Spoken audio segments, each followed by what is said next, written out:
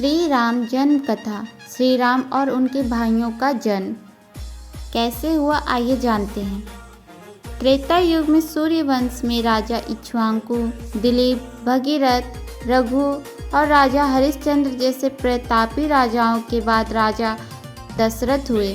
राजा दशरथ बड़े ही पराक्रमी और प्रतापी राजा थे। तीनों लोकों में उनकी कीर्ति विद्यमान थी। देवराज इंद्र उनके मित्र थे तथा उन्होंने देव और असुरों के संग्राम में देवराज इंद्र के साथ मिलकर युद्ध किया था।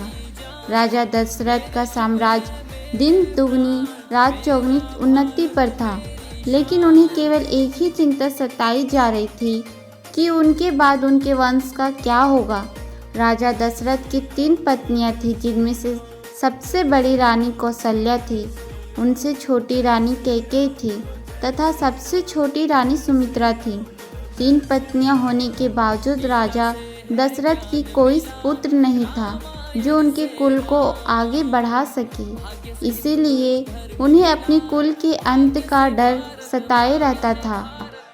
इसी विषय में उन्होंने अपने कुल ऋषि से इस समस्या का समाधान पूछा। उनके कुल ऋषि ने बताया कि उन्हें पुत्र प्राप्त करने के लिए पुत्रेष्टि यज्ञ संपन्न करना होगा, जिसके फलस्वरूप उन्हें पुत्र की प्राप्ति अवश्य होगी। लेकिन उन्होंने इसके साथ ही यह शर्त भी रखी कि वह स्वयं पुत्रेष्टि यज्ञ नहीं करवा सकते। इस यज्ञ के लिए राजा दशरथ को स्वयं जाकर श्रृंग मुनि को प्रसन्न करना होगा। श्रृंग मुनि अथर्व वेद के पूर्ण ज्ञाता है तथा वह पुत्र कामेष्टि यज्ञ के विशेषज्ञ है। वही इस यज्ञ को संपन्न करवा सकता है। राजा दशरथ पैदल वन में श्रृंग मुनि के पास जाते हैं तथा उनसे आग्रह करते हैं कि संतान सुख के लिए व्याकुल है, कृपया करके मेरी समस्या का समाधान कीजिए।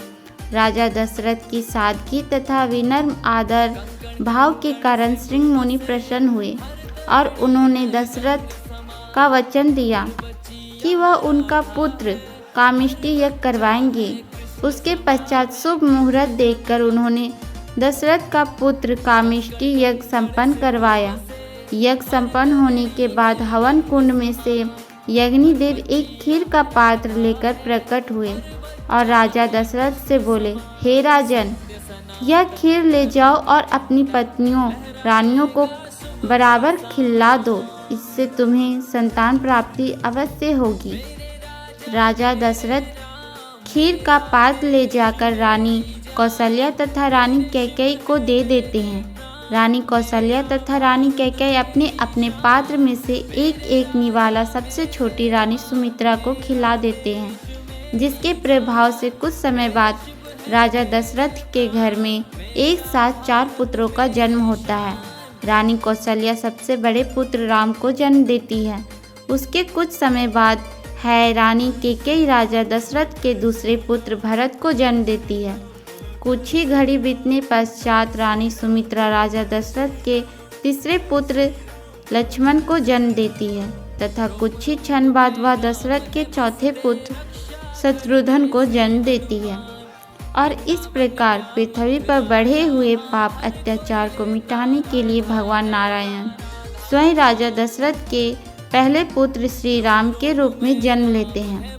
भगवान विष्णु के राम अवतार का साथ देने के लिए शेषनाग लक्ष्मण के अवतार में जन्म लेते हैं तथा उनके साथ ही भगवान विष्णु के सुदर्शन चक्र भारत के अवतार में जन्म लेते हैं तथा शत्रुघ्न भगवान विष्णु के शंख शैल के अवतार होते हैं। श्री राम, लक्ष्मण, भरत और शत्रुघ्न को 4 पुरुषार्थ का रूप माना गया है, जिनमें श्री राम धर्म का रूप होते हैं तथा भरत मोक्ष का रूप होते हैं। उसके साथ ही लक्ष्मण जी को काम का प्रतीक माना गया है तथा शत्रुघ्न जी को धन का स्वरूप माना गया है।